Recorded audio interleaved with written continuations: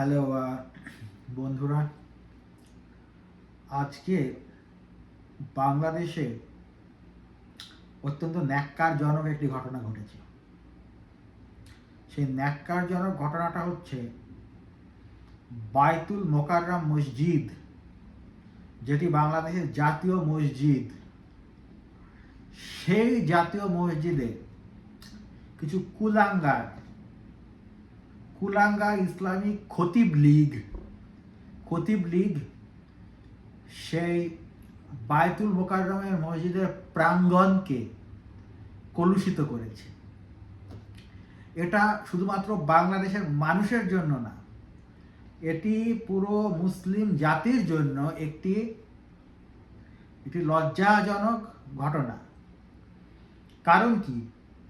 কারণ এই হুজুরেরা সবসময় যে কোনো কিছু টার্গেট হিসেবে বায়তুল মোকাররমটাকে রাখে।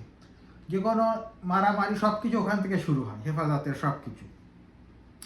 তো এটা ঠিক না। মসজিদকে আমাদের এগুলোর বাইরে রাখতে হবে। মসজিদ একটা পবিত্র জায়গা, সেখানে মানুষ ইবাদত করে। সেখানে কেন মারামারি? সেখানে কেন হিংসা? এরা কি কিসের মুসলমান? এরা কি সত্যি মুসলমান? আমি জানি না এরা কি সত্যি হুজুর নাকি অন্য কিছু। হুজুরদের প্রতি আমার একটা সম্মান আছে, সেখানে অনেকে হাফেজ আছে, তাদের মাথার ভেতরে পুরা কোরআন শরীফ রয়েছে। হুজুরদের ওপরে আমি আমার কোনো শব্দ বোমা মারবো না। আমার সেফুদা আমাকে যে শব্দ বোমা দিয়েছে, আমাকে মারার যে শব্দ বোমা যে অধিকার দিয়েছে, সেটা আমি ইস্তেমাল করব না। এই সুপার পাওয়ার আমি হুজুরদের ওপর ইস্তেমাল করব না, কারণ তাদেরকে আমি সম্মান করি। কিন্তু ওই হুজুরদের ভেতরে যারা ইসলামিক লেবাসধারী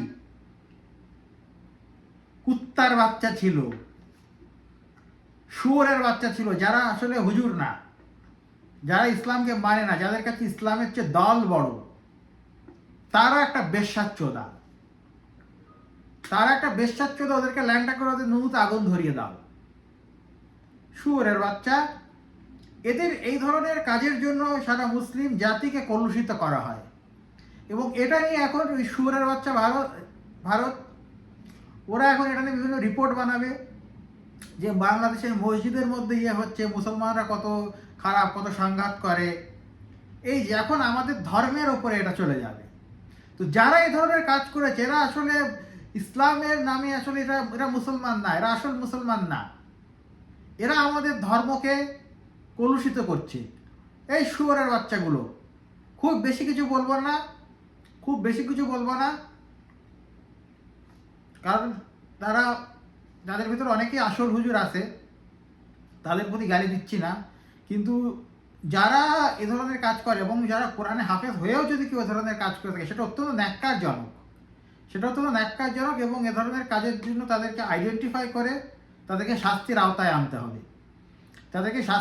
আনতে হবে। এবং এই বায়তুল মোকাররম মসজিদে সিকিউরিটি থাকবে। তোমরা হিন্দুদের মসজিদে গিয়ে সিকিউরিটি চোদাও, হিন্দুদের মন্দিরে গিয়ে সিকিউরিটি চোদাও, কিন্তু তুমি মুসলমানদের মসজিদে ইনাফ সিকিউরিটি কেন? সিকিউরিটি থাকবে না কেন? পুলিশ টুলিশ কিছুই তো দেখলাম না সেখানে।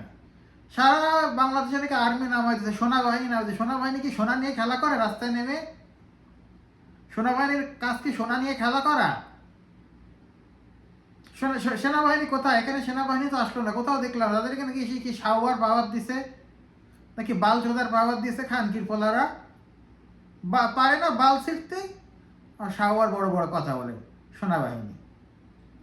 যারা এই ধরনের কথা বলেছে তাদেরকে সেনাবাহিনী একেবারে ধরে নিয়ে পাচার ভেতরে বন্দুকের রাইফেল ঢুকিয়ে দাও, ওদের পাচার ফুটারের ভেতরে বন্দুকের নল ঢুকিয়ে দাও। যারা ধরনের খারাপ কাজ করবে, আমাদের মসজিদকে যারা কলুষিত করেছে, ইসলাম ধর্মকে এরা কলুষিত করছে। মসজিদের একটা সম্মান আছে এবং মুসলমানকে মারছে। এটা কোন ধরনের কথা? কোন ধরনের মুসলমান?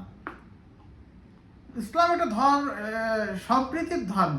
একজন মুসলমানের ভাই। হ্যাঁ, সেখানে একজন খতিব নামাজ পড়ালেই হলো। নামাজটা হচ্ছে মেইন, কে পড়াচ্ছে সেটা তো মেইন। এখানে আমার দলাদলি কিসের?